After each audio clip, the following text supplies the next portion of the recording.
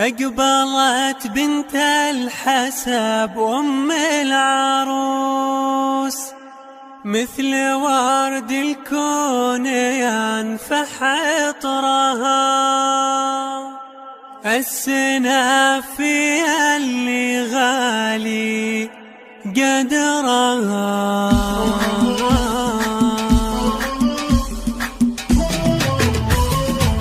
أقبلت بنت الحسب أم العروس، مثل ورد الكون ينفح عطرها، كفها ينسب إليها كل جود، والنوايف كلها تحت أمرها، والمعالي في فعايلها شهود، اللي يذهب المكارم عمرها، الفخر في أبوها من ماضي الجدود، والكرم في إخوانها هم ذخرها، العروس هذه عنوان الفخر، اللي ربي بالمكارم صانها، في سجايا العروس يا جزل القصيد، المعاني النادرة تفرد بها، وامدح الغالي أبو العروس، كاسب الأمجاد بول سطرها، كاسب الأمجاد بول سطرها، مكرم الضيفان لو كانوا حشود، دلتها يوميا عز جمرها، السحب ما تنطق إلا عبرها، الفوارس الأصايل الأسود، بين خلق الله سماها وبرها،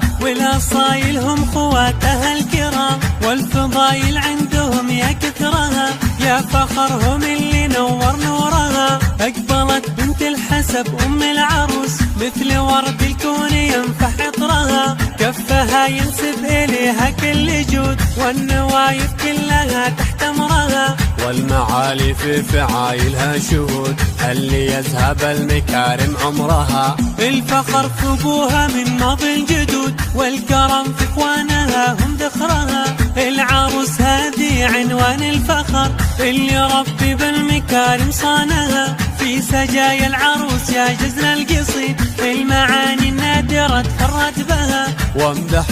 الغالي أبو العروس، كاسب الأمجاد بول سطرها، كاسب الأمجاد بول سطرها، مكرم الضيفان لو كانوا حشود، دلتها يوميا عز جمرها، السحب ما تنطق إلا عبرها، الفوارس الأصايل الأسود، بين خلق الله سماها وبرها، والأصايل هم خواتها الكرام، والفضايل عندهم يا كثرها، يا فخرهم اللي نور نورها، والمعالي في فعايلها شهود، اللي يذهب المكارم عمرها، الفخر في أبوها من ماضي الجدود، والكرم في إخوانها هم ذخرها، العروس هذه عنوان الفخر، اللي ربي بالمكارم صانها، في سجايا العروس يا جزل القصيد، المعاني النادرة تفرد بها، وامدح الغالي أبو العروس، كاسب الأمجاد بول سطرها،